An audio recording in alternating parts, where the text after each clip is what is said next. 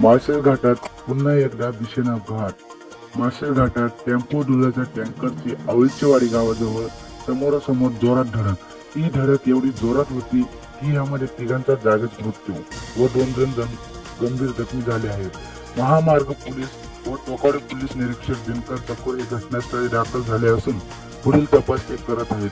प्रतिनिधी किरण कारवळ, मुरबाड।